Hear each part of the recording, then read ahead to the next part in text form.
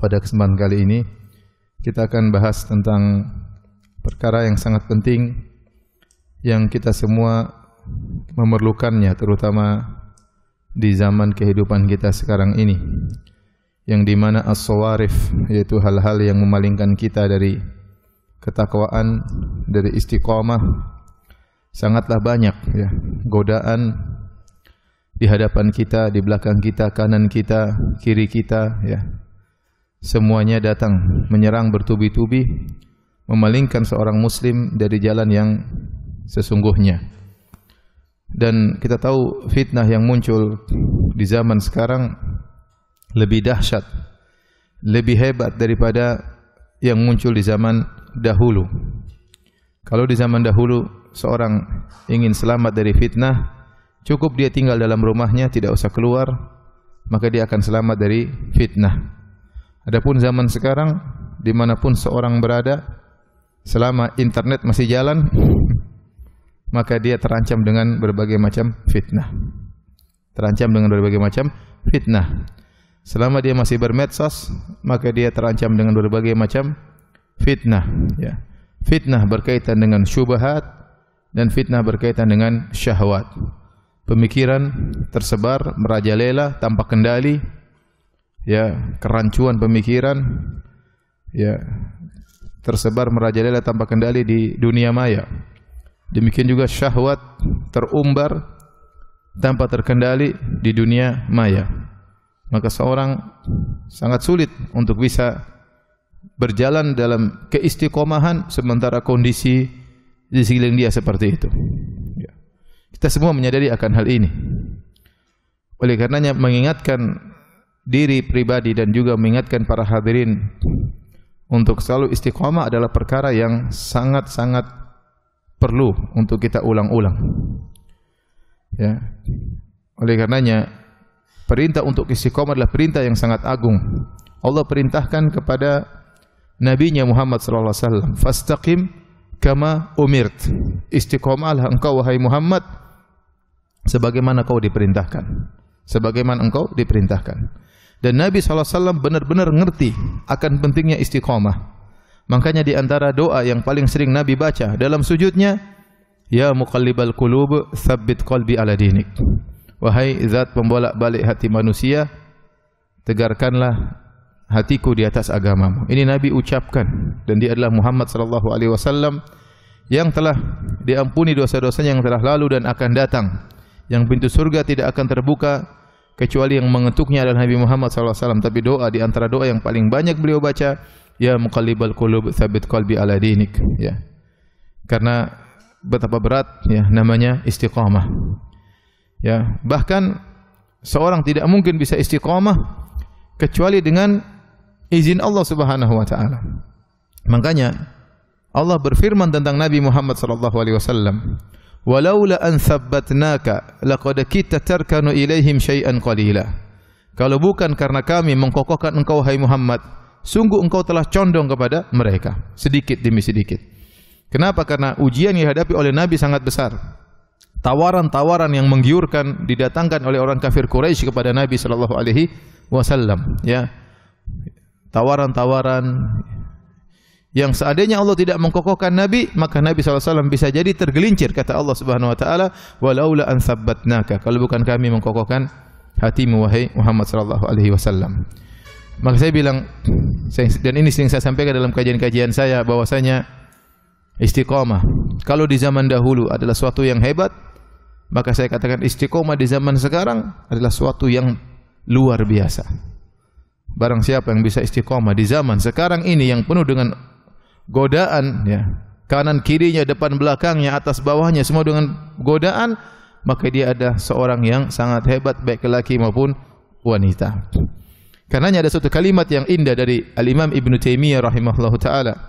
Beliau berkata, "Wa innama ghayatul karamah luzumul istiqamah." Sungguhnya puncak daripada karamah, puncak dari karamah adalah meluzumi atau melazimi istiqamah, menetapi istiqamah. Falam yukrimillahu abdan bimithli an yu'inahu ala ma yuhibbuhu wa yardahu. Dan Allah tidak pernah memuliakan, tidak pernah mengikram Ya, seorang hamba seperti Allah membantunya untuk bisa melakukan apa yang Allah cintai dan apa yang Allah ridhai. Wa yaziduhu mimma yuqarribuhu ilaihi. Dan Allah membantunya untuk melakukan apa yang bisa mendekatkan dirinya kepada Allah Subhanahu wa taala, wa yarfa'u bihi darajatahu, dan bisa mengangkat derajatnya di sisi Allah Subhanahu wa taala. Ini adalah ghayatu al-karamah. Jadi kata Ibnu Taimiyah, ghayatul karamah luzumul istiqamah. Puncak daripada karamah bukan bisa terbang, bukan bisa menghilang ya. Ya. Bukan bisa menyembuhkan, ya, bukan. Itu bukan puncak daripada karamah. Puncak daripada karamah seorang bisa istiqamah. Dalam lafalnya yang lain beliau berkata, a'zamul karamah. Karamah yang teragung luzumul istiqamah, yaitu melazimi istiqamah. Dan itu benar karena kita diperintahkan untuk bertakwa. Kita diperintahkan untuk bertakwa. Siapa di zaman sekarang orang bisa bertakwa? Bisa rajin salat 5 waktu di masjid bagi para lelaki. Bisa menundukkan pandangannya tatkala melihat hal yang haram, maka saya bilang dia benar-benar wali di antara wali-wali Allah Subhanahu wa taala. Itulah wali Allah yang sesungguhnya. Wali Allah bukan yang bisa terbang, yang bukan kebal senjata, yang bukan bisa menyembuhkan, bukan. Yang menjalankan ketaatan kepada Allah di zaman penuh dengan kerusakan. Di zaman penuh dengan kerusakan. Karenanya ya, ini yang perlu kita ingat-ingatkan buat saya pribadi dan juga para hadirin hadirat tentang pentingnya istiqamah. Tatkala ada seorang sahabat ya, datang kepada Nabi sallallahu alaihi wasallam bertanya atau meminta penjelasan dari Nabi sallallahu alaihi wasallam, "Kulli fil Islami qawlan la as'alu anhu ahadan ghairak." Ya Rasulullah, ucapkanlah atau ajarkanlah aku suatu ajaran yang aku tidak perlu tanya lagi kepada orang lain. Itu berikanlah aku ajaran yang hebat. Ya, aku tidak perlu tanya lagi orang lain tentang ajaran tersebut. Artinya ini sudah mencukupkan aku, jadi peganganku. Ajarkanlah kepadaku suatu ajaran yang aku tidak perlu tanya lagi kepada orang lain. Apa jawaban Nabi sallallahu alaihi wasallam? Ya, qul amantu billah tsumma istaqim. Kata Nabi sallallahu alaihi wasallam, ucapkanlah aku beriman kepada Allah, kemudian istiqomahlah. Ini adalah intisari daripada nasihat Nabi kepada sahabat tersebut, yang dia tidak perlu tanya lagi kepada orang lain tentang nasihat, yaitu ucapkanlah aku telah beriman dan istiqomahlah. Ini agar kita tahu, kita sadar bahwasanya istiqomah itu ibadah yang sangat agung, puncak daripada karamah. Ya. Kebanyakan orang tidak mampu istiqomah. Kebanyakan kita tidak mampu untuk istiqomah. Istiqomah seminggu, rusak 2 minggu. Ya. Menundukkan pandangan sehari, mengumbar pandangan sebulan. Kenyataannya seperti itu. Untuk istiqomah di zaman sekarang ini sesuatu yang sangat-sangat berat. Kalau yang sudah berkeluarga susah istiqomah, apalagi yang jomblo dan jomblowati, jomblowan sama jomblowati. Karenanya ini adalah ibadah yang agung, istiqomah. Siapa yang bisa istiqamah, maka dia akan mendapatkan kemuliaan. Apa kata Allah Subhanahu wa taala? Innal ladzina qalu rabbunallahu tsumma istaqamu tatanazzalu alaihimul malaikatu alla takhafu wa la tahzanu wa abshiru bil jannati allati kuntum tu'adun. Nahnu awliya'ukum fil hayatid dunya wa fil akhirah. Wa lakum fiha ma tashtahi anfusukum wa lakum fiha ma tad'un nuzulan min ghafurir rahim. Kata Allah Subhanahu wa taala, ya. Sungguhnya orang-orang yang berkata kami beriman kemudian mereka istiqamah, ini syaratnya. Mengatakan kami beriman kemudian mereka istiqamah, maka akan turun kepada mereka malaikat yang banyak. Tatanazzalu, yaitu turun berturut-turut. Alaihimul malaikah, turun malaikat yang banyak kepada mereka, yang mengatakan kepada mereka beri kabar gembira. Allah takhafu wa la tahzanu, jangan khawatir, jangan sedih. Wa abshiru, dan bergembiralah bil jannati allati kuntum tu'adun, dengan surga yang dijanjikan kepada kalian. Kami adalah penolong-penolong kalian di dunia maupun di akhirat. Nahnu awliya'ukum fil hayatid dunya fil akhirah. Malaikat-malaikat menjadi para penolong bagi orang-orang istiqomah di dunia maupun di akhirat. Walakum fiha ma tashtahi anfusukum, kalian di surga akan mendapatkan apa yang kalian hasratkan. Walakum fiha ma tad'un, dan apa yang kalian ungkapkan minta kepada Allah Subhanahu wa taala. Ini dalil orang istiqomah ditolong oleh para malaikat di dunia maupun di akhirat. Kata para ulama, orang istiqomah tatkala akan meninggal dunia, malaikat datang memberi kemudahan bagi dia untuk sabat, untuk kokoh dan tegar meninggal di atas kebenaran. Dia dimudahkan untuk mengucapkan la ilaha illallah. Diucapkan untuk menyebut nama Allah sebelum meninggal dunia. Kenapa? Dimudahkan oleh para malaikat. Kemudian tatkala di alam barzakh, waktu ditanya oleh malaikat Munkar dan Nakir, Allah akan kokohkan lisannya untuk bisa menjawab pertanyaan tersebut. Sebagaimana firman Allah Subhanahu wa taala, "Yutsabbitullahu alladhina amanu bil qawli tsabiti fil hayatid dunya wa fil akhirah." Allah akan kokohkan ya perkataan orang-orang yang beriman dengan perkataan yang kokoh di dunia maupun di akhirat. Kata para ulama, tatkala dia mau meninggal karena dia selama ini istiqamah, Allah beri anugerah meninggal dengan husnul khatimah. Selama di dunia dia istiqamah, maka di alam barzakh dia mudah menjawab pertanyaan malaikat Munkar dan Nakir. Kemudian juga karena selama ini di dunia dia istiqamah, maka dia mudah untuk dibangkitkan di padang mahsyar dalam kondisi yang baik. Karena dia istiqamah, maka dia akan masuk dalam surga, akan diberikan apa yang dia hasratkan dan apa yang dia minta. Ini semua adalah buah daripada istiqamah. Ini menunjukkan akan agungnya istiqamah. Tetapi kita tahu istiqamah bukan perkara yang mudah. Bukan perkara yang mudah. Baik. Apa itu istiqamah? Istiqamah maksudnya berjalan di atas jalan yang lurus, tidak keluar. Tidak ke kanan, tidak ke kiri, terus lurus. Kata Nabi SAW, "Saddidu, luruslah kalian, tepatlah kalian." Ya, namun tidak semua orang mampu untuk tepat. Ada orang yang hebat selalu istiqamah, namun sedikit bisa dihitung dengan jari. Kalau tidak mampu, kata Nabi SAW, "Wa qaribu," maka dekatlah. Anda tidak bisa persis 100%, tidak apa-apa. 70%, 80%, 90% dekati pada kebenaran. Terkadang tepat, terkadang miring kanan kiri sedikit, tapi segera kembali. Tidak mampu tasdid, tidak mampu 100% kena, qaribu, muqarabah, dekati. Ya, oleh karena para ulama mengatakan istiqomah ada dua tingkatan. Yang pertama, tasdid, yaitu dia benar-benar istiqomah terus, lurus terus. Yang kedua, dia muqarabah, ya, yaitu dia tidak bisa persis tepat, tapi dia mendekati akan kebenaran. Selama dia masih berusaha demikian, maka dia masih dalam jalur istiqamah. Hadirin dan hadirat yang dirahmati oleh Allah Subhanahu wa taala, kita renungkan diri kita masing-masing ya. Betapa sulitnya kita istiqamah di zaman yang seperti ini. Betapa banyak waktu kita habis pada perkara yang sia-sia. Betapa banyak waktu kita habis untuk menonton yang tidak bermanfaat ya. Dan itulah kenyataan pahit yang kita alami. Terkadang seorang wanita ingin istiqamah, tapi suaminya tidak mendukung. Ada seorang wanita tanya sama saya, "Ustaz, gimana Ustaz? Suami saya ngajak nonton bioskop."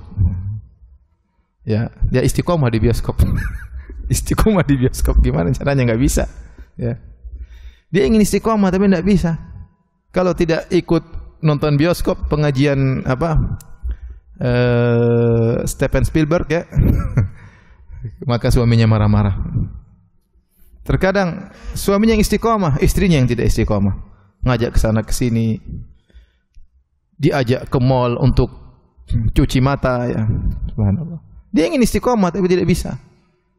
Akhirnya dia ke mall lihat macam-macam ya. Tidak mampu dia menahan pandangannya. Jadi istiqamah memang tidak semudah yang kita bayangkan, karena seorang terpengaruh dengan yang ada di sekitarnya. Namun bukan berarti kita pasrah, bukan berarti kita tunduk ya. Kalau kita jatuh kita bangun lagi. Kalau kita jatuh kita bangun lagi. Kita berusaha karena kita tidak tahu kapan ajal menjemput kita. Kita ingin meninggal dalam kondisi istiqamah. Ya akhi, terkadang saya baca ya bagaimana orang-orang dulu yang hebat, tahu-tahu di penghujung kehidupannya kemudian dia berbalik. Ya, dan itu terjadi ya. Dulunya adalah seorang dai kemudian berubah ya. Dulunya adalah orang yang mustaqim, rajin sedekah kemudian berubah. Bahkan ada yang mungkin yang pakai cadar kemudian berubah. Ada yang tadinya rajin ke masjid berubah ya. Ada yang tadinya di atas sunnah jadi liberal. Macam-macam orang ya, macam-macam. Di antara cerita yang menakjubkan yang tersebar jadi santer tentang kisah seorang namanya Abdullah Al-Qasimi. Abdullah Al-Qasimi ini adalah seorang alim tinggal di Arab Saudi. Dan dia pakar akidah. Sampai dia menulis buku tentang akidah luar biasa, di antaranya As-Sira' bainal Islam wal Wathaniyah, kalau tidak salah judulnya demikian. Pertarungan antara Islam, tauhid dengan penyembah berhala. Buku yang membantah seluruh syubhat-syubhat kaum musyrikin dan ahlul kufur. Sampai orang memuji buku dia luar biasa. Bukunya sampai sekarang masih ada. Tapi subhanallah, di penghujung hayatnya dia berubah total. Sampai dia menulis Islam adalah aglal, adalah belenggu yang hanya membelenggu manusia. Bayangkan di akhir hayatnya. Sehingga banyak orang mengatakan dia meninggal dalam kondisi mulhid, dalam kondisi murtad. Sebagian ulama mengatakan demikian. Setelah dia mencapai tingkat yang tinggi, sampai ilmu yang tinggi, tiba-tiba di penghujung hayatnya dia berubah. Kata sebagian ulama, kenapa dia ditimpa dengan ujub? Dia takjub dengan tulisan yang dia buat, karena tidak ada yang bisa menyaingi dia tatkala itu. Tulisannya luar biasa, banyak orang memuji. Saya para ulama nulis pujian, ada yang bikin syair memuji dia, saking hebatnya dia, saking kuat hujahnya. Namun dia tergelincir karena ujub yang menimpanya. Akhirnya dia menganggap Islam yang selama ini dia bela dianggap sebagai belenggu yang menghalangi gerak-gerik seseorang. Jadilah pemikirannya liberal. Subhanallah. Ini contoh nyata di zaman kita ya, ada orang yang seperti itu. Ya, dan kita juga dapati, tadi saya katakan sebagian dai dulu berdakwah tiba-tiba menghilang ya.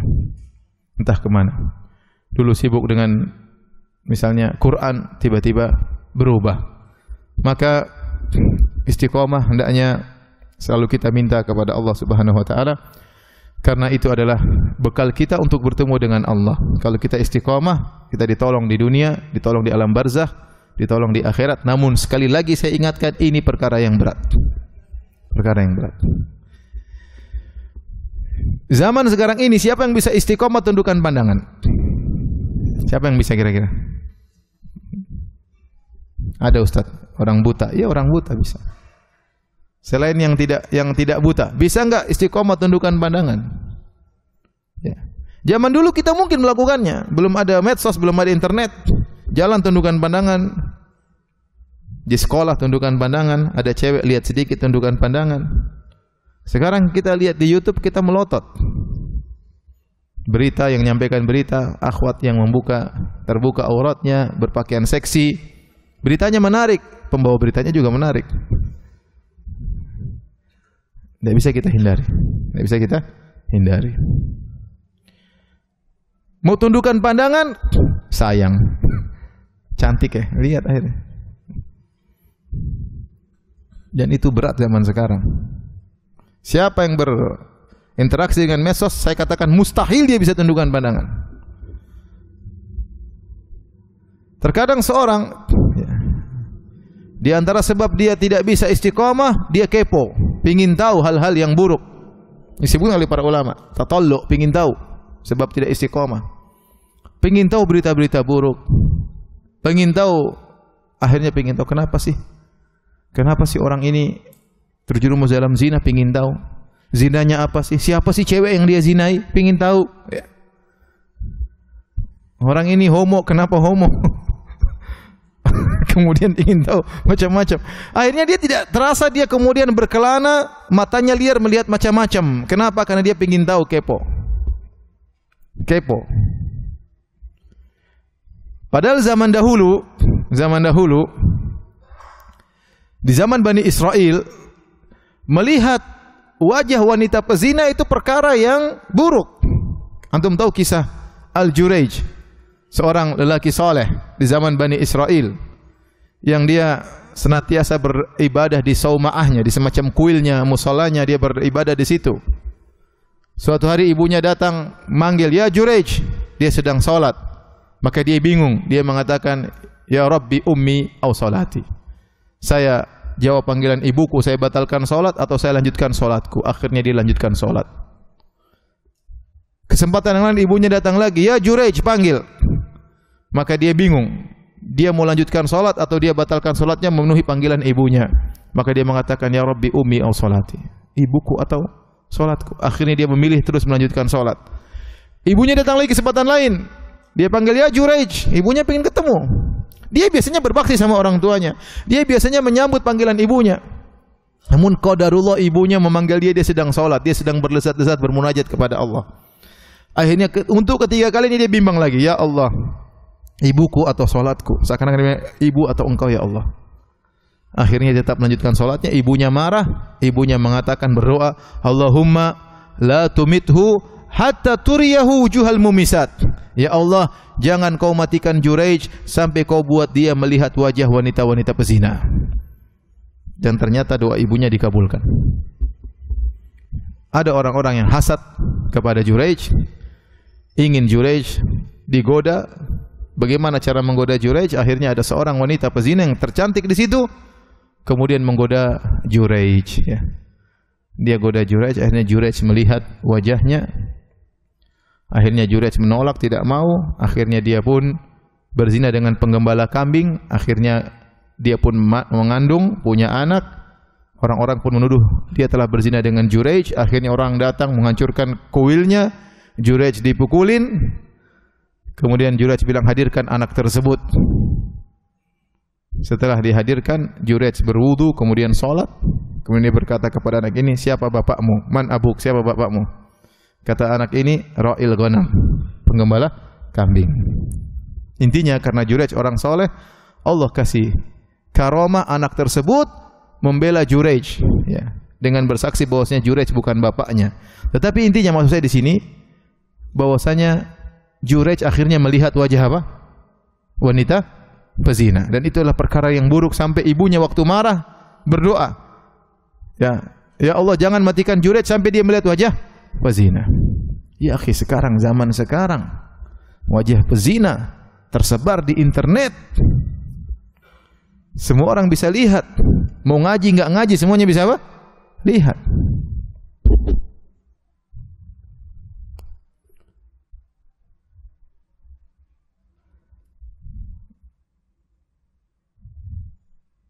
Dan semua orang bisa tahu. Mau orang soleh enggak soleh, anak-anak SMP juga tahu. Suatu hal yang biasa, ya. Pada tahu orang ini pezina, orang ini melakukan maksiat, orang ini, wanita ini misalnya selingkuh, tapi orang pada ngelihat. Suatu hal yang biasa. Saya ingin memberi gambaran bahwasanya istiqomah dalam satu poin saja, istiqomah menundukkan pandangan. Mungkin tidak ada kita yang bisa istiqomah. Tapi bukan berarti kita putus asa, tetap kita berusaha untuk bisa istiqamah. Baik, hadirin hadirat yang Allah Subhanahu wa taala, kita akan menyebutkan beberapa perkara-perkara yang membantu kita untuk bisa istiqamah. Yang pertama di antara hal yang membantu kita untuk istiqamah, yang paling pertama, yang paling penting adalah berdoa. Paling penting adalah apa? Berdoa.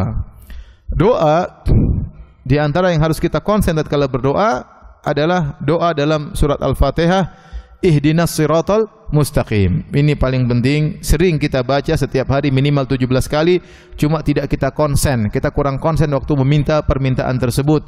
Kita hanya baca begitu saja, ya, karena sudah saking hafalnya lewat begitu saja. Padahal tatkala kita mulai, kita Al-Fatihah buat intinya buat apa sih? Untuk minta. Semua yang di awal itu mukaddimah. Alhamdulillahirabbil alamin, arrahmanir rahim, maliki yaumiddin. Itu semua tawassulat, bertawassul dengan memuji Allah, dengan nama Allah Ar-Rahman, Ar-Rahim, Maliki Yaumiddin, bertawassul dengan Allah penguasa hari pembalasan. Iyyaka na'budu wa iyyaka nasta'in, bertawassul dengan amal soleh. Ya Allah, hanya kepada Engkau kami beribadah, hanya kepada Engkau kami beristi'anah. Tujuannya apa? Untuk minta. Ihdinas siratal mustaqim. Jadi intisari dari Al-Fatihah tujuannya apa? Itu intinya. Minta kepada Allah. Semua awal ayat hanyalah muqaddimah untuk menguatkan kita agar kita fokus menuju pada permintaan ihdinas siratal mustaqim. Ya Allah, tunjukkanlah kami jalan yang lurus. Masalahnya, dan ini doa terbaik, doa terbaik. Saking terbaiknya, makanya kita wajib membacanya 17 kali dalam sehari. Tetapi masalahnya kita sering baca dalam kondisi lalai. Bilang ihdinas siratal mustaqim, tapi pikiran kemana? Enggak tahu. Ya. Tunjukkanlah kami jalan yang lurus. Maksudnya, ya Allah, kalau kami belum lurus, tunjukkanlah. Ya Allah, kalau kami sudah lurus, kokohkanlah. Ya Allah, kalau kami sudah lurus, bukakanlah pintu-pintu kebaikan yang lain yang belum kami tidak ketahui. Makanya meminta ihdinas siratal mustaqim mengandung beberapa makna. Pertama, Kalau kita belum lurus, luruskanlah ya Allah. Yang kedua, kalau kita sudah lurus ya Allah, kokohkanlah. Dan kalau kita sudah lurus dan kokoh, tambahkanlah. Karena masih banyak jalan-jalan kebaikan yang belum kita ketahui, tunjukkanlah kepada kami. Itu makna ihdinas siratal mustaqim. Sayangnya 1000 sayang betapa sering kita baca, kita dalam kondisi lalai. Bayangkan kalau kita mengatakan ihdinas siratal mustaqim sambil kita hadirkan betapa sulitnya kita di luar sana, betapa banyak haram yang kita lihat, betapa banyak godaan harta yang haram di samping kanan kiri kita, betapa banyak godaan buat kita mudah berkomentar, mudah untuk kita bergibah, mudah untuk kita menuduh yang tidak berkata-kata kotor. Kemudian kita baca ihdinas siratal mustaqim, kita serapi benar-benar, insyaallah Allah akan kabulkan. Cuma kenyataannya kita baca seperti angin berhembus begitu saja tanpa kita perhatikan. Ini yang pertama, doa. Di antara doa yang harus sering kita baca, doanya Nabi, ya muqallibal qulub tsabbit qalbi ala dinik. Saya minta antum benar-benar baca dengan benar-benar menghayati. Percuma kita baca tidak kita hayati. Tatkala sujud benar-benar antum minta, ya Allah kokohkanlah hatiku di atas jalan yang lurus. Ya Allah, aku tidak tahu kapan aku meninggal dunia ya Allah. Aku tidak ingin meninggal dalam kondisi su'ul khotimah. Kita enggak tahu. Tidak ada yang bisa menjamin kita meninggal dalam kondisi husnul khotimah. Godaan banyak. Betapa banyak orang berubah, betapa banyak orang menyimpang. Tadinya rajin ke masjid, tiba-tiba enggak ke masjid. Tadinya bekerja dengan harta yang halal, kemudian menjadi harta yang haram. Banyak orang bisa berubah. Kita rindu, kita bahagia lihat orang, subhanallah, bukan orang itu meninggal mengucapkan la ilaha illallah, meninggal dunia. Orang habis salat, assalamualaikum, assalamualaikum, balik, meninggal dunia, subhanallah. Habis salat meninggal dunia. Luar biasa nikmat. Siapa yang bisa jamin dia bisa meninggal seperti itu? Enggak ada yang bisa jamin. Makanya waktu kita berdoa, benar-benar kita hadirkan, ya Allah, aku ingin istiqamah. Betapa sering aku melenceng ya Allah. Jadi yang paling penting adalah doa. Kalau Allah tidak bikin kita istiqamah, enggak mampu kita istiqamah, ya. Tidak mungkin kita sabar untuk bisa menghindarkan, sabar untuk menjalankan ketaatan, enggak mungkin. Enggak mungkin kita sabar untuk bisa meninggalkan maksiat kalau Allah tidak sabarkan kita. Kata Allah Subhanahu wa taala, ya, wasbir, ya, wa ma sabruka illa billah. Bersabarlah, dan kau tidak bisa bersabar kecuali dengan izin Allah Subhanahu wa taala. Ingat tadi kata Allah kepada Nabi, walaula an thabbatnaka laqad kita tarkanu ilaihim syai'an qalila. Kalau bukan kami kokohkan engkau wahai Muhammad, kau bisa condong kepada mereka sedikit kepada mereka. Maka tidak mungkin Anda pede dengan iman Anda. Oh, saya beriman, saya penuntut ilmu, saya istiqomah. Jangan harap. Kalau Anda tidak berdoa, kalau Allah tidak kasih istiqomah Anda tidak bakalan istiqomah. Ya akhi, kalau kita dengar cerita, sedih kita kadang. Kasus-kasus bukan terjadi kepada orang awam. Ada penuntut ilmu, kemudian ngajar, kemudian terjadi zina sama muridnya. Wa'iyadzubillah, ini terjadi. Syaitan tahu bagaimana cara menggoda. Meskipun Anda berjenggot, meskipun si ukhti bercadar, kalau syaitan mau menggoda bisa. Dan itu terjadi, kasus terjadi. Saya bukan bicara kasus tentang orang yang baru hijrah, tidak, yang sudah lama hijrah. Yang dulu waktu orang lagi banyak maksiat, dia istiqomah luar biasa. Ternyata dia tidak bisa istiqomah terus. Di ujung kehidupannya dia malah apa? Menyimpang. Jangan pernah pede dengan iman kita. Jangan pernah pede. Lihatlah Nabi Yusuf alaihissalam berdoa agar dihindarkan dari godaan wanita. Kata Nabi Yusuf, Rabbi sijinu ahabbu ilayya mimma yad'unani ilai, wa illa tasrif anni kaidahunna asbu ilaihinna wa aku minal jahilin. Ya Rabbku, penjara lebih aku sukai daripada rayuan mereka. Kalau kau tidak palingkan aku dari rayuan mereka, aku akan condong kepada mereka dan aku termasuk pelaku maksiat, orang-orang jahil. Itu Nabi Yusuf alaihissalam, seorang nabi, tidak pede dengan iman yang dia miliki. Maka antum jangan pede dengan iman ente, jangan pede dengan ilmu ente.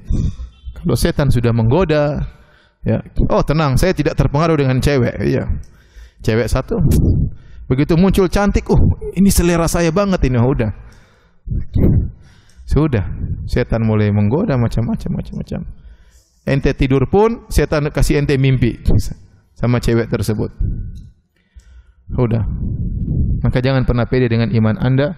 Kalau Allah tidak menolong, Anda tidak bisa istiqomah, mustahil.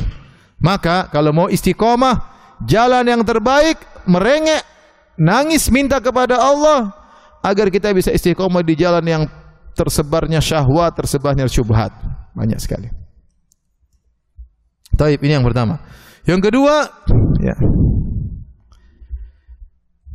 Yang kedua, sibukkan diri dengan menuntut ilmu. Ini disebutkan oleh para ulama. Di antara pondasi untuk istiqomah, sibukkan diri dengan menuntut ilmu. Karena ilmu adalah zikrullah. Kata Allah Subhanahu wa taala, "Fas'alu ahla dzikri in kuntum la ta'lamun." Bertanyalah kepada ahli zikir, maksudnya ahli ilmu. Allah menyebut zikir maksudnya adalah ilmu. Allah juga berfirman, "Fas'au ila dzikrillah." Bersegeralah kalian menuju zikrullah, maksudnya khutbah, ilmu. Jadi di antara makna zikir adalah ilmu. Nah, kalau kita sering ikut pengajian mengingatkan kita kemudian tentang iman, tentang hari akhirat, ini membantu kita. Kita tersibukkan dengan yang bermanfaat. Kapan seorang terjerumus dalam kemaksiatan tatkala dia tidak tersibukkan dengan perkara yang bermanfaat? Kita al-waqtu kas-saif, illam taqta'hu qata'aka. Pedang, waktu seperti pedang, kalau kau tidak memotongnya dia akan motong engkau. Maksudnya gunakanlah waktu tersebut pada perkara yang bermanfaat. Kalau tidak, kau dipotong oleh waktu tersebut. Kalau kau tidak sibukkan diri pada yang bermanfaat, kau akan tersibukkan dengan yang tidak bermanfaat. Dari yang tidak bermanfaat menuju kepada kemaksiatan. Dan itu pasti. Coba, nggak ada kerjaan, bingung mau ngapain? Oh, udah nonton TV. Nonton TV, sinetron kurang bagus, ganti film box office ya. Kurang ganti Hollywood ya. Bosan India. Bosan drama Korea. Maksiat itu isinya. Mulai lihat ini, mulai lihat ghibah, mulai lihat namimah, lihat aurat wanita terbuka, lihat sudah jadi hal yang biasa. Jadi hal yang biasa. Saking seringnya kita melihat maksiat sampai kita tidak istighfar untuk hal tersebut karena sudah saking biasanya. Mungkin kita baru beristighfar kalau kita mukul orang baru astagfirullah. Kita ngambil barang orang baru astagfirullah. Kita maki orang tua baru astagfirullah. Tapi lihat wanita terbuka aurat sudah enggak perlu istighfar lagi karena saking biasanya. Lihat pembawa berita terbuka auratnya, enggak ada astagfirullah, enggak ada. Nonton serius, berita, nonton. Enggak ada istighfar, enggak ada. Karena kita enggak merasa itu dosa, sudah saking biasanya. Jadi itu kenyataan. Saking biasanya. Karenanya sibukkan diri dengan menuntut ilmu. Sibuk menuntut ilmu, murajaah, ingat lagi apa pelajarannya. Dari masjid ke masjid yang lain, kerja, sibuk kerja. Apa kerja, habis kerja ada waktu zikir kepada Allah, zikir, nuntut ilmu. Orang nuntut ilmu Allah kasih kebahagiaan. Dia ingin tahu, tambah ilmu, tambah iman. Di antara hal yang buat seorang istiqamah adalah nuntut ilmu. Kemudian di antara hal yang bantu untuk orang istiqamah, dakwahkan ilmu tersebut. Dakwahkan ilmu tersebut. Makanya di antara orang yang selamat, kata Allah Subhanahu wa taala, "Wal 'asr innal insana lafi khusr illa alladziina aamanu wa 'amilus shalihat wa tawashaw bil haqq wa tawashaw bis sabr." Ya, demi masa sungguhnya manusia merugi kecuali seorang yang beriman, beramal saleh, saling menasihati dalam kebaikan, saling menasihati dalam kesabaran. Orang ini yang baru sempurna imannya, yang selamat dari seluruh kerugian. Kalau dia tidak memenuhi 4 perkara ini, dia masih terjebak dalam kerugian. Yaitu ilal ladzina amanu, yang beriman, wa amilus shalihat, beramal saleh, wa tawashaw bil haqq, saling menasihati, di antaranya dakwah, saling menasihati. Wa tawashaw bis sabr, dan saling menasihati dalam kebenaran dan saling menasihati dalam kesabaran. Kalau dia melakukan 4 ini baru dia bebas dari kerugian. Mau tidak mau maka harus berdakwah. Makanya Allah Subhanahu wa taala berfirman, "Qul hadhihi sabili ad'u ila Allah ala basiratin ana wa man ittaba'ani." Katakanlah wahai Muhammad, ini adalah jalanku, aku menyuruh kepada Allah di atas ilmu. Siapa? Aku dan orang-orang mengikutiku. Aku dan para sahabatku, aku dan orang yang mengikutiku. Kata para ulama, pengikut sejati Nabi Muhammad SAW harus menyerukan ajaran Rasulullah SAW. Maka berusaha antum masuk dalam rel dakwah. Dan masuk dalam rel dakwah bukan berarti antum jadi pembicaranya, bukan. Ya, masih bahlul sudah apa? Ceramah. Baru hijrah sudah ceramah. Baru kemarin joget sekarang jadi penceramah. Baru kemarin terbuka auratnya, musik-musikan sekarang jadi penceramah. Enggak. Antum hijrah masuk dalam rel dakwah tidak mesti jadi penceramahnya. Yang penting mendukung dakwah tersebut. Sibukan gimana dakwah di sana, bagaimana kondisi, bagaimana pengajian di sana, apa materinya. Nimbrung dalam rel dakwah. Kalau antum masuk dalam rel dakwah, antum bersyukur kepada Allah. Makanya waktu materi yang akan saya sampaikan adalah istiqomah dalam beribadah dan berdakwah, saya katakan justru dakwah itu adalah sarana untuk istiqomah. Dakwah itu sarana untuk istiqomah. Ya. Saya sebagai dai, kalau saya dakwah, saya kan mengingatkan diri saya sendiri. Yang paling utama saya ingatkan diri saya sendiri. Baru antum dan ikhwan dan akhwat. Yang paling pertama saya ingatkan diri saya sendiri. Saya ingatkan agar saya bisa istiqomah. Ya. Dan itu ciri orang-orang beriman. Tawasi bil haq wa tawasi bis sabar. Thumma kana minal ladzina amanu wa tawasau bis sabri wa tawasau bil marhamah. Kemudian orang-orang beriman yang mereka saling berwasiat dalam kesabaran berdakwah. Ya. Ikhwan, sedikit saya ingatkan bahwasanya dakwah itulah ibadah yang sangat mulia. Dakwah adalah ibadah yang sangat mulia. Saking mulianya dia merupakan pekerjaan para anbiya, para nabi seluruhnya, tugas mereka sama, yaitu menyerukan agama Allah Subhanahu wa taala. Dan Allah mengatakan, "Wa man ahsanu qawlan mimman da'a ila Allah wa amila shaliha." Dan perkataan siapa yang lebih indah dari perkataan seorang yang menyeru kepada Allah? Dia mengingatkan manusia kepada Allah, mengingatkan manusia kepada hari akhirat, mengingatkan manusia bahwasanya dunia ini fana, mengingatkan manusia dengan hati-hati dengan maksiat, jangan terpedaya dengan kehidupan dunia.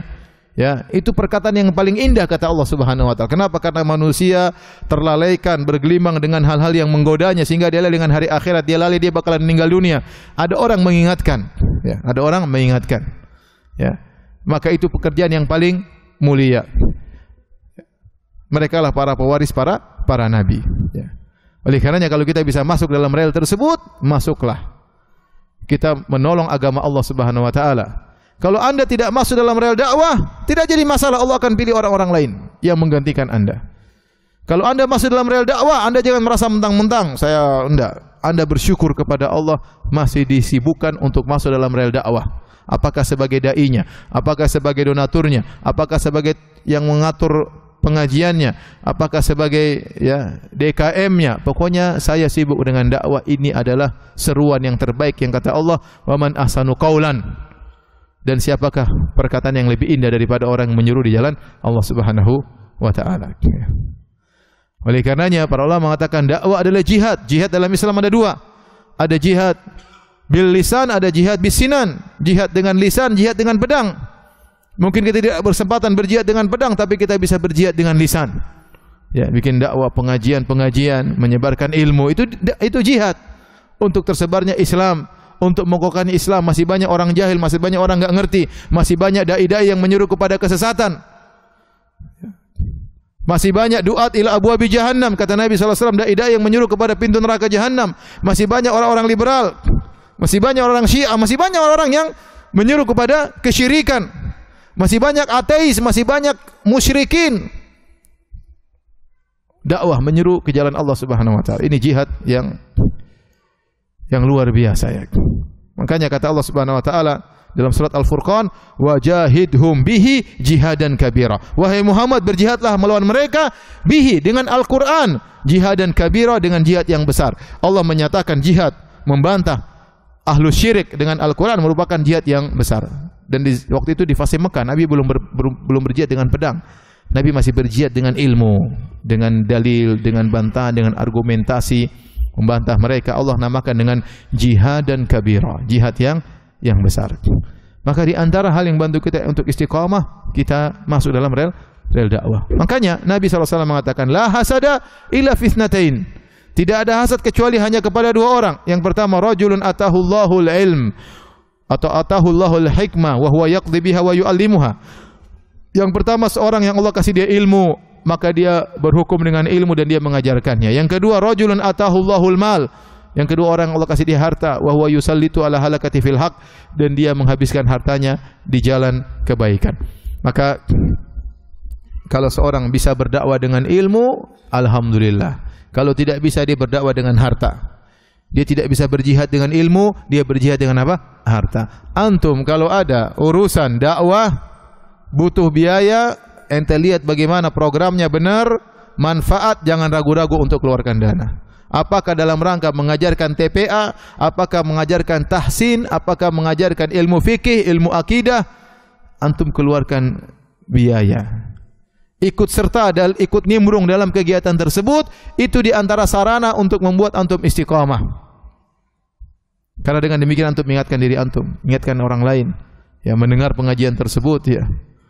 Jadi ini membantu seorang untuk istiqamah. Tentu dengan ikhlas kepada Allah Subhanahu wa taala. Bayangkan kalau ada orang dapat hidayah, dapat petunjuk, antum juga dapat pahala. Bikin pengajian ternyata orang-orang dapat hidayah, ada suatu ilmu dia tidak tahu, akhirnya dia amalkan. Semua panitia dapat pahala. Semua panitia dapat pahala. Baik yang menyampaikan, baik yang di belakang layar, insyaallah semuanya dapat pahala. Maka ya ini dakwah membantu seorang untuk istiqamah, dan dakwah juga butuh keistiqomahan. Dakwah butuh keistiqomahan ya. Kalau antum dipanggil oleh Allah jadi pejuang dakwah, antum bersyukur kepada Allah. Betapa banyak orang yang tidak mau jadi pejuang dakwah. Betapa banyak orang yang memikirkan dirinya sendiri, ngapain mikir masyarakat. Tidak, antum dibukakan hati oleh Allah. Saya ingin pikir bagaimana dakwah berkembang di kampung saya. Saya harus jadi pionir. Ya, saya harus yang membuka, berusaha. Bagaimana caranya? Ya, agar dakwah bisa berjalan. Ternyata di kampung ada 5-6 orang kenal sunnah, masya Allah. Antum dapat pahala yang terus mengalir jariah, setelah antum meninggal pahala terus mengalir. Taib hadirin dan hadirat yang rahmati Allah Subhanahu wa taala. Namun terkadang dakwah menjadi terhalangi ya, atau seorang putus di tengah jalan karena niatnya yang kurang beres, karena niatnya yang kurang ikhlas. Saya sering sampaikan bahwasanya dakwah merupakan ajang, terkadang ajang untuk riya ya. Sebagaimana seorang dai pembicara bisa terkena penyakit riya, demikian juga orang yang berkecimpung dalam bidang dakwah. Apakah sebagai donaturnya, apakah sebagai DKM-nya, terkadang bangga-banggaan dengan masjidnya, dengan kepanitiaan, maka seorang dia pun jadi apapun, jadi pembicaranya atau jadi donaturnya atau menjadi DKM-nya, panitia kajiannya atau menjadi tukang parkirnya, dia niatkan ikhlas karena Allah Subhanahu wa taala. Ya, karena kalau dia tidak ikhlas, bisa di tengah jalan dia mutung tiba-tiba. Itu tanda dia tidak ikhlas. Kalau dia ikhlas, harusnya dia jalan terus, apapun rintangan, halangan, dia terus jalan. Saya ingin meninggal dalam kondisi sedang berdakwah. Apakah sebagai donaturnya, apakah sebagai apanya, pokoknya saya masuk dalam rel dakwah. Ini rel kereta kemuliaan, kereta dakwah. Karena kalau antum tidak mau, Allah akan ganti dengan yang lainnya. Enggak ada masalah, masih banyak. Allah kasih hidayah, Allah suruh mereka masuk dalam rel dakwah. Lihat sekarang alhamdulillah, sunnah tersebar di mana-mana. Di Nusantara. Siapa yang berjuang? Ada orang-orang berjuang yang kita kenal atau tidak kita kenal. Yang mereka telah mengorbankan harta mereka. Saya pernah ketemu saya ustaz, saya ini ya, saya ngobrol-ngobrol.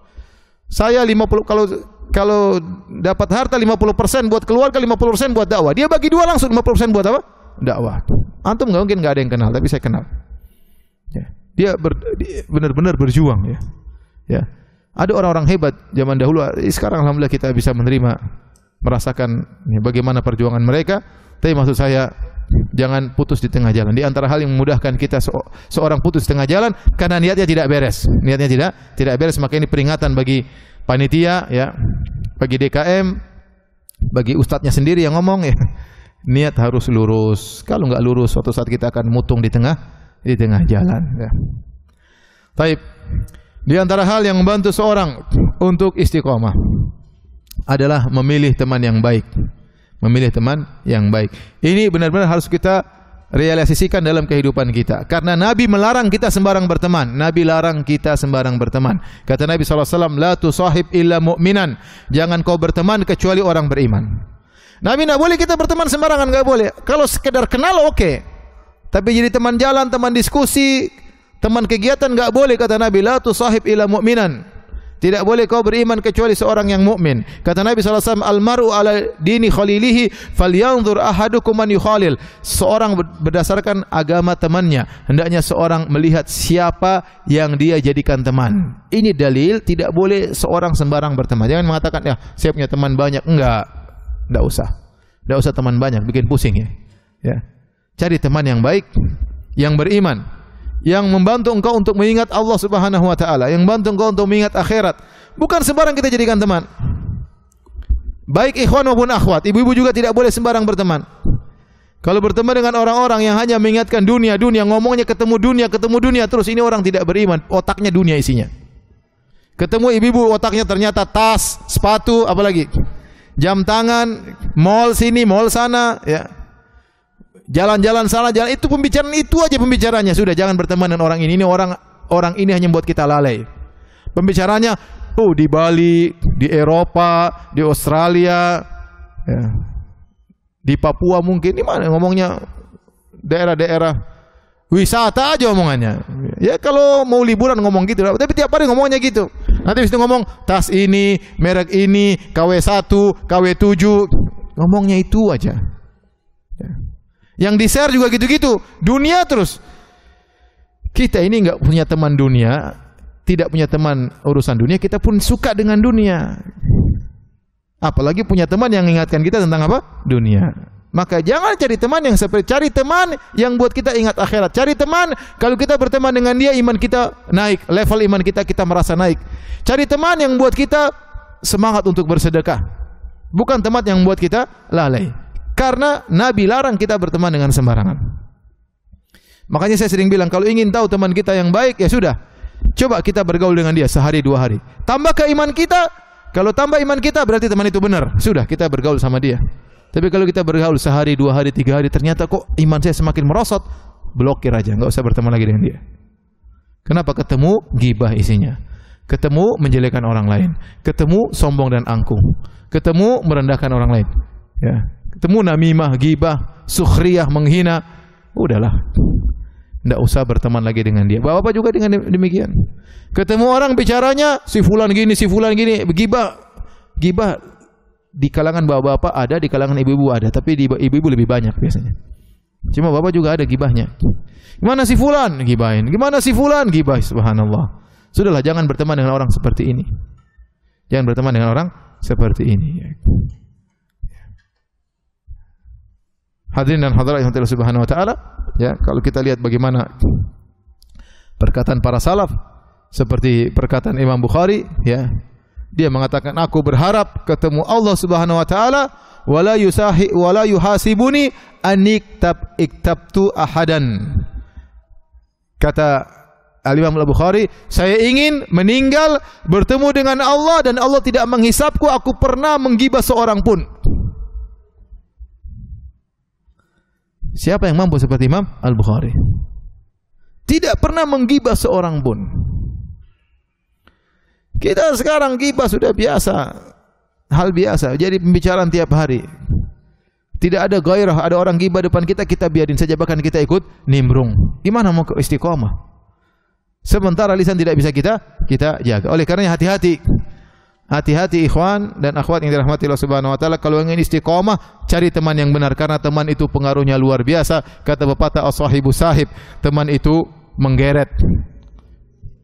Kalau dia baik, dia akan menggeret kita kepada kebaikan. Kalau dia buruk, dia akan menggeret kita kepada keburukan. Enggak usah pekewuh untuk leave dari grup, enggak usah pekewuh.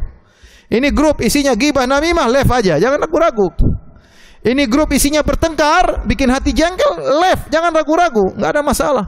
Kenapa Nabi yang larang kita berteman dengan orang buruk? Ini buruk, bikin rusak hati saya, leave, enggak usah malu-malu. Sebelum leave, kasih kata-kata mutiara. Assalamualaikum, gini-gini, alhamdulillah.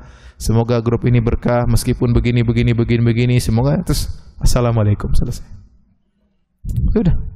Kalau antum enggak berani nasihati, keluar baik-baik, yang penting keluar. Saya tidak pernah ragu-ragu untuk keluar dari grup. Mau dimasukkan grup ini, kalau saya lihat kurang bermanfaat, saya left. Assalamualaikum. Hidup tentram, hidup apa? Tenang, saya bisa fokus yang bermanfaat, ya. Teman-teman kumpul-kumpul, tidak bermanfaat, saya tinggalkan, tidak mau. Ya sekedarnya senyum, besok saya nggak mau ketemu lagi. Ya akhi, kita ini hidup, ya, waktu kita terbatas. Kalau kita sembarang berteman, dia bisa merubah cara berpikir kita. Tadinya pikiran kita baik jadi buruk, tadinya pikiran kita akhirat jadi tenggelam dengan dunia, pikiran semua dunia. Jadi teman yang tidak bermanfaat tinggalkan, karena itu sangat mempengaruhi keistiqomahan kita. Yang berikutnya, tadi sudah saya singgung sedikit, yaitu kalau ingin istiqomah, benar-benar latihan jaga lisan. Jangan sembarang mengucapkan apapun kecuali sudah kita pikirkan terlebih dahulu. Ya. Seperti kata Ibnu Daqiqil Aid rahimahullah taala. Ya, dia mengatakan, "Ma takallamtu bi syai'in illa wa qad a'dadtu lahu jawaban indallah." Atau kama qala. Dia mengatakan, aku tidak mengucapkan satu perkataan pun kecuali saya sudah siapkan jawabannya seandainya Allah tanya saya tentang perkataan tersebut. Jangan asal ngomong. Kau ngomong ini bakal ditanya, sudah bisa jawab enggak? Kalau bisa jawab ngomong aja, enggak ada masalah. Saya pernah ditanya, "Ustaz, bagaimana si fulan?" Saya bilang dia pendusta. Saya ngomong dia pendusta, saya sudah harus siapkan jawaban karena Allah akan menghisap saya dengan tuduhan tersebut.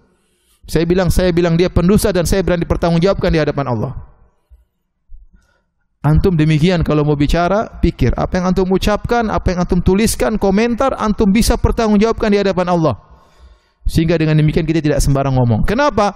Kalau orang tidak bisa menjaga lisannya, susah dia istiqamah. Kata Nabi SAW, "Lan yastaqima imanul abdi hatta yastaqima qalbuhu, wa lan yastaqima qalbuhu hatta yastaqima lisanuhu." Kata Nabi SAW, tidak akan istiqomah iman seorang hamba sampai istiqomah hatinya. Dan tidak akan istiqomah hatinya sampai istiqomah lisannya. Ternyata lisan punya pengaruh terhadap istiqomah seseorang. Zaman sekarang ini zaman orang suka komentar, zaman orang suka menulis status, zaman orang bikin macam-macam, cari perhatian dengan menulis sesuatu, dengan bicara sesuatu. Bukan saatnya lagi, ikhwan. Sekarang kita sibuk dengan yang bermanfaat bagi kita. Umur kita tidak panjang. Ya ada orang cari uang dengan seperti itu, ya bikin pernyataan aneh-aneh, pokoknya buat viral supaya orang semua perhatian sama dia. Ente enggak usah gitu-gitulah ya. Ente bukan YouTuber, bukan. Kalau YouTuber memang harus bikin yang aneh-aneh supaya apa? Dilihat oleh orang, supaya banyak viewersnya. Jadi hati-hati. Sebelum ente tulis komentar, sebelum ente bikin status, pikir dulu. Ngomong sama kawan, pikir dulu, hati-hati. Kalau saya ngomong ini, statement saya ini, saya punya jawabannya, silakan ucapkan. Kalau tidak, jangan. Karena kalau seorang sudah asal ngomong, tidak dia pikirkan, akhirnya dia tidak bakalan istiqomah. Tadi Nabi mengatakan, lan yastaqima imanul abdi hatta yastaqima qalbuhu, tidak akan istiqomah iman seorang sampai hatinya istiqomah. Walan yastaqima qalbuhu, dan tidak mungkin hatinya istiqomah hatta yastaqima lisanuhu, sampai lisannya istiqomah. Jangan sedikit-sedikit kemudian curhat di mana? Di medsos. Ya. Kadang-kadang saya sedih lihat sebagian seperti itu. Ya. Curhat di medsos, ya. Mengeluh di medsos atau menceritakan kejelekan orang yang di medsos. Dia susah menjaga lisannya. Terkadang sibuk dengan perdebatan, ribut di perdebatan. Tidak usah ya akhi, antum buang-buang waktu, jaga lisan antum. Ya, jaga lisan antum. Kalau antum tidak menjaga lisan antum, maka antum akan mudah untuk tidak istiqamah. Inilah para hadirin dan hadirat sebagian poin-poin yang harus kita perhatikan agar kita bisa istiqamah. Saya ulangi, yaitu jangan lupa berdoa, ini yang sangat penting ya. Terutama di sepertiga malam yang terakhir, minta kepada Allah agar istiqamah, agar meninggal dalam kondisi husnul khitam, dalam husnul khatimah ya. Kemudian tadi di antaranya cari teman jangan sembarangan, teman itu sangat berpengaruh. Kemudian nuntut ilmu, jangan lupa harus ada kegiatan. Setiap pekan saya nuntut ilmu. Cari buku yang kita bisa sibuk di situ. Misalnya kita akidah ya, kita benar-benar perhatikan, kita catat di rumah, ulang kembali, kita murajaah sehingga kita sibuk dengan ilmu. Atau antum belajar fikih, antum bikin di rumah, bikin bagan, tulis lagi. Antum salin tadi waktu lagi pengajian tulisnya cepat-cepat, pulang ke rumah disusun rapi. Ini sudah, ini ente sibuk dengan ente tulis ulangi dapat pahala ya. Dapat pahala. Seperti itu. Ya. Lakukan itu semua agar kita bisa istiqamah. Kalau ternyata kita sudah berusaha, ternyata kita tidak istiqamah, kita bermaksiat, jangan khawatir, kita bisa taubat kepada Allah. Makanya Allah mengatakan, fastaqimu ilaihi wastaghfiruh. Kata Allah, fastaqimu ilaihi wastaghfiruh. Kata Allah, maka istiqomahlah kepada Allah dan istighfarlah. Kenapa Allah menyebutkan istighfar setelah istiqomah? Kata para ulama, karena tidak mungkin seorang istiqomah terus. Suatu saat dia pasti menyimpang ke kanan, suatu saat dia menyimpang yang ke kiri. Tetapi selama itu bukan yang mendominasi. Selama yang mendominasi adalah ketaatan, terkadang dia berbuat maksiat itu wajar. Yang tugas dia tatkala bermaksiat adalah bertobat kepada Allah Subhanahu wa taala. Makanya Allah mengatakan fastaqimu ilaihi wastaghfiru. Istiqomalah dan istighfarlah. Nabi SAW bersabda kepada seorang sahabat, Nabi berkata, ittaqillaha haitsuma kunt, bertakwalah kepada Allah dimanapun kau berada. Apakah dia mampu? Kapan dan dimanapun berada? Dia berusaha. Tapi bagaimanapun dia maksimal, dia pasti tergelincir. Makanya kata Nabi SAW, wa'at bi sayyi'atal hasanata tamhuha, dan ikutkanlah keburukan dengan kebaikan, niscaya kebaikan tersebut akan menghilangkan keburukan. Karena Nabi dikasih isyarat, tidak mungkin seorang istiqomah terus, suatu saat dia akan tergelincir. Antum bagaimanapun berusaha menundukkan pandangan, suatu saat tergelincir. Oh, tergelincir bagaimana? Jangan tergelincir kemudian dibiarkan begitu saja. Segera istighfar, astagfirullah, astagfirullah. Ya. Lagi buka HP, Masya Allah, astagfirullah. Jangan langsung dibesarin, di zoom. Astagfirullah, pindah, loncat ke atas. Ya akhi, siapa yang mau selamat? Saya tidak bisa selamat, ya akhi. Saya tidak bisa selamat. Mulai buka Instagram aja sudah, macam-macam. Iklannya sana sini udah. Buka YouTube, ceramah di bawahnya terkadang macam-macam. Buka ceramah ustaz, sebelahnya cewek. Bagaimana? Kalau kita enggak istighfar, gimana? Istighfar, kalau ente salah segera astagfirullah, astagfirullah. Selalu menganggap dosa adalah suatu dosa, jangan pernah meremehkan. Kapan Anda meremehkan sudah? Kata para ulama, la saghirata ma'al israr. Tidak ada namanya dosa kecil kalau terus-terusan. Karena kita menganggap sepele, gibah, kita enggak pernah merasa itu dosa, kita ngomong sana ngomong sini tanpa terkendali. Tatkala kita melihat sesuatu yang haram tidak kita anggap satu dosa, tidak terkendali, artinya kita melihat apa saja biasa. Ya. Mulai bertahap dari melihat mungkin paha wanita biasa, kemudian akhirnya melihat buah dadanya biasa, akhirnya telanjang pun jadi biasa dilihat. Hal yang biasa karena sudah biasa. Hati kita sudah hitam. Oleh karena jangan pernah menganggap suatu yang dosa dianggap biasa. Pokoknya kita berdosa, astagfirullah, astagfirullah. Nabi yang suruh, Allah yang suruh. Fastaqimu ilaihi wastaghfiruh. Istiqomah dan istighfar. Karena itu solusi satu-satunya agar kita bisa tetap istiqomah. Kalau kita jalan melenceng, astagfirullah, kembali lagi. Kita melenceng, Rabbi ghfirli wa tub ilaihi, kembali lagi. Seperti itu. Jangan pernah bosan untuk beristighfar, jangan pernah bosan untuk bertobat kepada Allah Subhanahu wa taala. Nabi SAW bersabda, istaqimu walan tuhsuh. Istiqomah kalian tidak bakalan mampu, dan itu benar. Benar, sungguh sabda Nabi, istiqomahlah kalian tidak bakalan mampu. Namun bukan berarti kemudian kita biarkan diri kita bergelimang dengan maksiat. Kapan kita bermaksiat, segera bertobat kepada Allah Subhanahu wa taala. Kalau antum hati lagi gelisah, datang ke pengajian, ketemu dengan orang soleh, telepon kawan, datang ke rumahnya ngobrol untuk menghilangkan gundah gulana hati. Dulu Ibnu Qayyim rahimahullah ta'ala, beliau berkata, kalau saya mengalami kesedihan, ada hati enggak enak, saya pergi ke Ibnu Taimiyah rahimahullah ta'ala mendengarkan ceramahnya. Maka begitu mendengar ceramahnya, hilang semuanya. Saya dulu waktu di Madinah seperti itu. Hati lagi gelisah, lagi enggak enak, saya hadir di pengajian guru-guru saya. Pergi ke Masjid Nabawi, duduk di pengajian Syekh, hilang semua yang buat kegelisahan hati. Ya, karena majelis ilmu itu majelis berkah. Malaikat datang berkumpul, ya, didoakan oleh malaikat, dipuji oleh Allah Subhanahu wa taala. Kapan hati kita lagi hitam, lagi kelabu karena kemaksiatan, segera kita bertobat dan mencari tempat-tempat pengajian agar bisa bersinar kembali.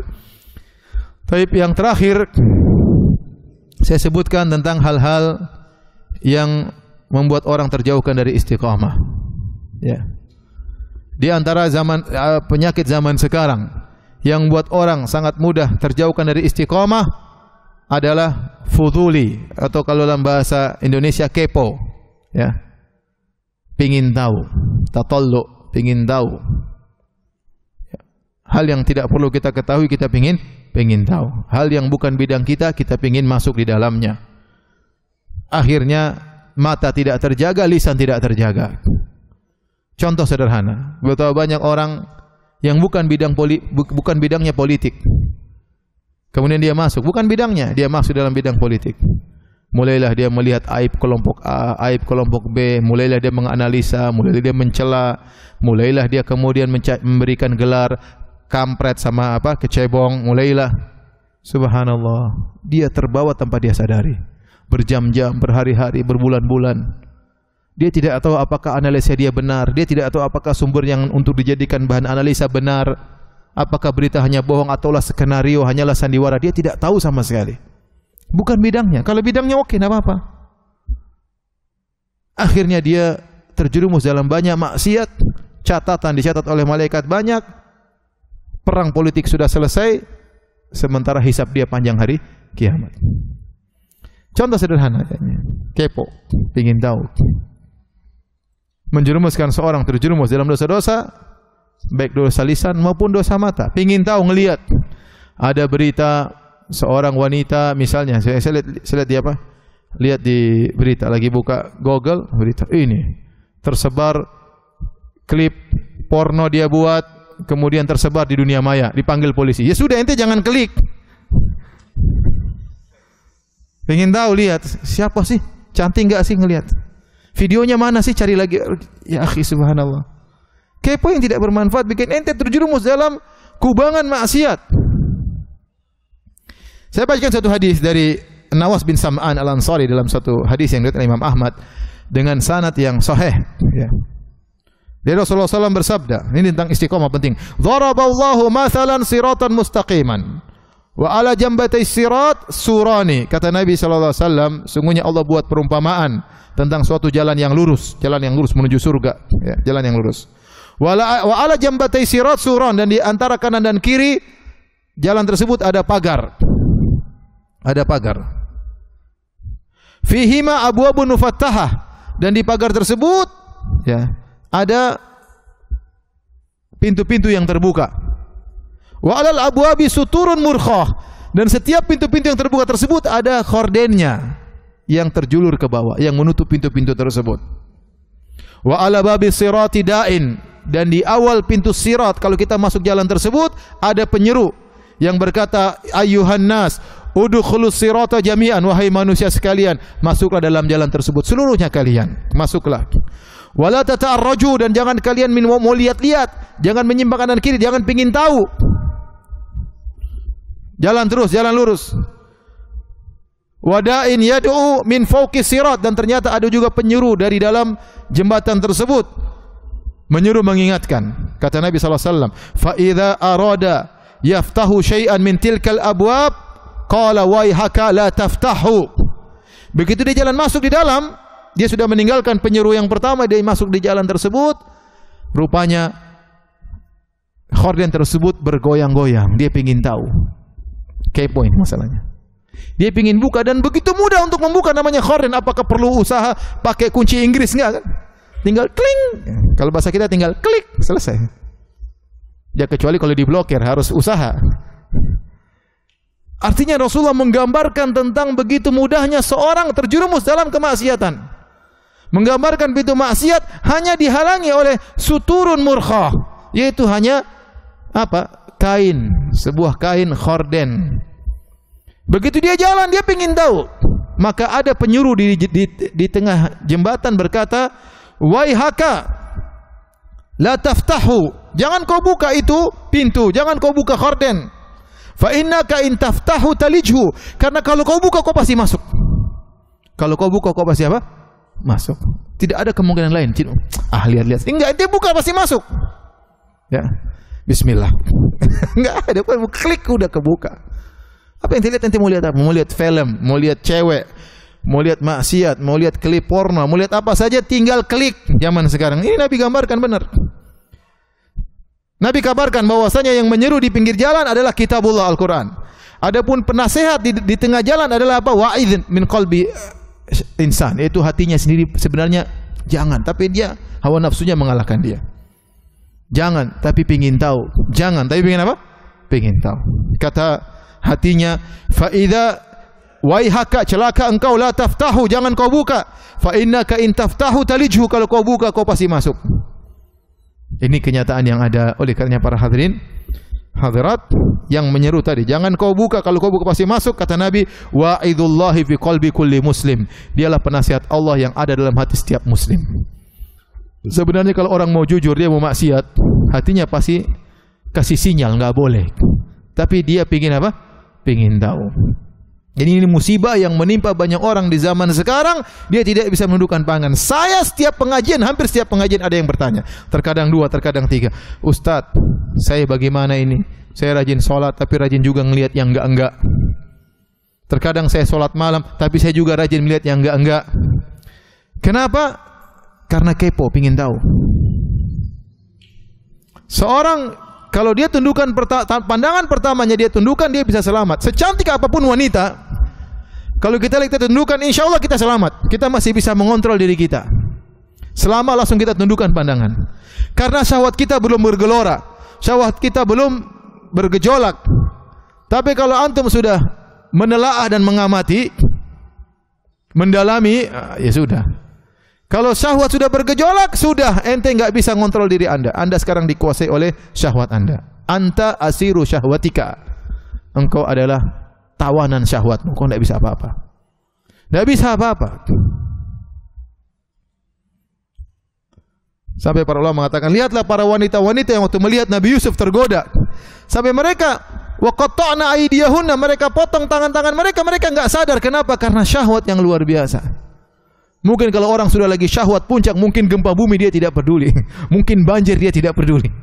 Kenapa? Syahwatnya harus dia segera lampiaskan karena dia sudah tidak bisa mengontrol dirinya.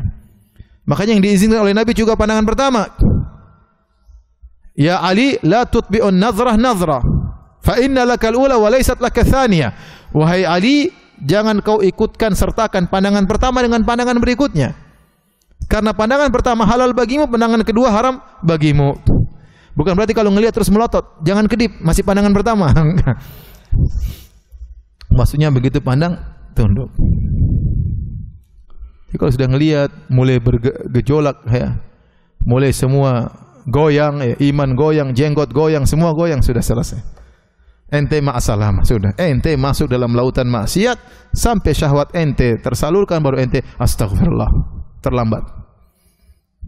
Oleh karenanya nasihat tadi mengatakan, ya, la taftahu fa innaka in taftahu talijhu. Jangan sekali kau buka. Kalau kau buka kau pasti masuk. Ini fitnah zaman sekarang. Fitnah zaman sekarang. Ya. Makanya para ulama menyebutkan sebenarnya melawan pandangan mudah. Yang penting antum pandangan pertama tundukkan. Itu tidak ada sulit bagimu untuk tundukkan, selesai. Tidak akan terbias dalam otak, tidak akan tergambarkan di hati, diingat-ingat terus, enggak. Yang penting pandangan pertama langsung apa? Tunduk. Cantiknya luar biasa. Sudah selesai. 3 hari hilang, ya. Tapi kalau Masya Allah. Foto lagi, waduh, murojaah di rumah, selesai ente. Selesai. Ente lemah ya akhi, ente lemah. Kita laki-laki ini lemah terhadap wanita. Ya. Kata Nabi SAW, ya, ma taraktu ba'di fitnatan adharra 'ala ar-rijal minan nisa. Tidak pernah aku tinggalkan fitnah yang lebih berbahaya bagi laki-laki seperti fitnah wanita. Kalau ente tidak terfitnah dengan wanita, ente bukan laki-laki, paham? Oleh karenanya jangan main-main dengan masalah pandangan. Di antara hal yang buat seorang tidak istiqomah tadi apa? Kepo. Kepo ini bahaya. Ya. Kepo atau kepo? P-nya double atau satu? Satu aja. Kepo, ya. Hati-hati. Kalau bahasa Arab dulu fuduli, pingin tahu. Kalau zaman dulu para ulama mengatakan kalau masuk rumah orang jangan lihat atas bawah. Lihat dulu suruh. Ini bikin maksiat nanti. Bodoh cewek situ. Siapa suruh ente lihat di atas? Ente masuk dalam aja. Sama kita lihat rumah orang juga jangan. Lewat aja, ente jalan ke depan, jangan lihat-lihat rumah orang kanan kiri. Itu namanya fuduli, enggak boleh. Lihat ada orang sapu depan rumah ternyata terbuka auratnya. Ya ente salah sendiri, ngapa lihat kanan kiri? Ente jalan ke depan aja, lihat ke depan, jangan kepo. Jangan kepo pendengaran. Orang lagi ngobrol, ngobrol apa sih? Nimbrung dong. Jangan sudah. Aduh, kalau zaman dahulu mau kepo harus begitu. Zaman sekarang di rumah aja kepo semua, ya. Sudah, tangan kita yang kepo. Cret, scroll atas, scroll bawah, klik sana, klik sini, dunia sudah semua di tangan kita. Dunia dalam genggaman, maksiat dalam genggaman antum. Tinggal pilih yang mana mau maksiat. Maksiat mata banyak, maksiat pendengaran banyak, ya. Maksiat apa? Penciuman juga banyak. Maksiat lisan juga apa? Banyak. Mau maksiat apa saja dalam HP antum ya. Dalam HP antum. Makanya saya bilang di antara hal yang menakjubkan di zaman tahun 2019 kemarin, saya ketemu dengan seorang tinggal di Abu Dhabi. Subhanallah, dia tidak punya HP. Saya ngobrol sama dia, "Ya akhi, ente nomornya berapa nanti dihubungi?" "Aduh, saya enggak punya HP Ustaz." "Loh, Masya Allah, enggak punya HP?" "Iya, saya enggak bisa pakai HP." Ya. "Terus kalau hubungi antum?" "Lewat istri saya." Masya Allah, tahun 2019 enggak punya HP. Ini bukan di kota sederhana, ini kota di Abu Dhabi, di dekat Dubai, kota internasional. Tidak pegang HP, ada. Karena dia tahu dia tidak bisa menghindarkan diri dari maksiat kecuali dengan tidak pakai HP. Dia tahu dia selamat kalau tidak pakai HP. Karena itu kita tahu ini teman kita ini sangat berbahaya. Ya, teman kita ini sangat berbahaya. Apalagi kalau kuotanya masih banyak ya. Kalau kuotanya habis aman insya Allah. Aman. Kuotanya habis, ya akhi subhanallah. Saya tidak berbicara sama orang awam, saya bicara orang yang ikut ngaji. Yang mereka tidak bisa menjaga diri mereka. Karena hampir setiap pengajian nanti ada yang tanya seperti itu, "Ustaz, bagaimana? Apakah saya termasuk orang munafik? Saya kalau begini, kalau di depan teman-teman, Masya Allah, para penolong Allah. Kalau di sendirian, temannya iblis." Aduh. Dan itu penyakit banyak orang. Oleh karenanya, di antara hal yang membuat seorang terjauhkan dari zaman sekarang, buat orang tidak bisa istiqamah adalah kepo, termasuk ibu-ibu ya. Udahlah, kita sibuk dengan urusan privasi kita masing-masing. Kita ini banyak yang harus kita kerjakan. Kata Nabi SAW, "Alaika bi khosata amrik." Hendaknya kau sibuklah dengan urusan privasimu. Banyak yang mau kau urus. Istrimu harus kau urus, perbaiki akhlaknya, doain dia, ajak dia sholat malam, ya, ajak dia pengajian. Anakmu harus kau urus, bagaimana sekolahnya, bagaimana teman-temannya, bagaimana hafalannya. Kerjaanmu harus kau urus, utang itu lunasi, jangan kepo-kepo. Utang aja belum lunas ya. Masih banyak mau kita kerjakan. Ente sendiri, berapa banyak hafalan Quran ente? Juz aman yang nggak hafal-hafal dari dulu. Terus mau sibuk urusan sana, urusan sini, urusan sana, urusan sini, yang bukan urusan kita. Sejak sekarang kita harus mengambil qaror, keputusan. Saya harus rubah cara hidup saya. Saya tidak mau seperti ini lagi. Harus nekat, berjuang, bertakwa kepada Allah, menangis, minta kepada Allah, "Ya Allah, saya sampai begini terus-terusan sampai saya mati. Waktu saya habis berjam-jam tiap hari dari HP. Quran tidak saya baca. Silaturahmi kepada orang tua kurang, perhatian sama anak kurang. Urusan HP, kepo sana, kepo sini. Anak-anak nangis, nih pegang HP. Anak suruh main HP, kita main HP, Masya Allah. Syukron Abi, udah main game di ujung situ." Bapak yang soleh ngajari anak seperti itu. Anak saya tenang di rumah, Masya Allah. Tenang main HP sendiri di ujung sana. Oleh karena para hadirin hadirat Allah Subhanahu wa taala, hati-hati ya, hidup kita tidak lama ya. Kemudian ada klip tersebar, Masya Allah, seorang syekh ceramah, kemudian dia meninggal mengucapkan apa? La ilaha illallah. Luar biasa itu. Kita pingin seperti itu. Pingin seperti itu. Saya punya teman dulu kepala polisi di Masjid Nabawi. Dia mengatakan, "Ini Firanda, saya lihat waktu lagi ramai, saya pergi ke Raudhah, ada orang meninggal dalam kondisi sujud." Lelaki Indonesia, bayangkan, meninggal dalam kondisi apa? Sujud. Itu yang kita cita-citakan. Nah, kalau kita nggak bisa ke situ kecuali kita istiqomah. Kalau kita sejak awal cuek dengan maksiat, ngobrol tidak pernah kita perhatikan, lisan tidak pernah kita jaga, mata tidak pernah kita perhatikan, nggak tahu kita matinya kayak apa. Kecuali Allah sayang sama kita, rahmati kita, ampuni kita. Kita nggak tahu. Ya. Saya punya guru juga, sempat tersebar juga di klip waktu saya, itu orang sering saya terjemahkan waktu di Mekah. Ya. Syekh Al-Qurashi ya. Orang Quraisy ya, tinggal di Mekah, tersebar klip dia habis sholat asar jadi imam, kemudian dia balik zikir istighfar, meninggal dunia. Masya Allah. Susah orang begitu kecuali dia memang apa? Istiqomah ya. Oleh karena para hadirin hadirat Allah Subhanahu wa taala, ini saja sedikit yang mau saya sampaikan pada kesempatan kali ini ya. Masing-masing kita berjuang, masing-masing kita berjihad. Kata Ibnu Taimiyah tadi, a'zamu karamah luzumul istiqamah. Sebaik-baik karamah adalah seorang bisa istiqomah ya. Istiqomah ente salat berjamaah, istiqomah ente salat subuh di masjid, istiqomah ente salat duha, istiqomah Anda salat malam, istiqomah bersedekah, istiqomah telepon orang tua, berbakti kepada orang tua, istiqomah membantu kakak dan adik, silaturahmi, istiqomah dalam dakwah, punya sumbangsi dalam dakwah. Sudah, isi kehidupan gitu, tunggu kematian datang. Itu aja sudah. Kalau ente sudah punya style hidup, pertahankan. Saya punya style hidup begini. Senin saya ngapain, pagi saya olahraga, ini saya kemudian kerja, besok mengunjungi orang tua, ini urus anak-anak. Sudah, pertahankan style hidup itu. Kalau bisa ditingkatkan stylenya, tingkatkan. Ya, kita nggak tahu waktu demi waktu ini kalau kita buang-buang, kita menyesal nanti pada hari kiamat kelak. Demikian wallahu taala alam bisawab. Kalau ada yang bertanya saya persilahkan.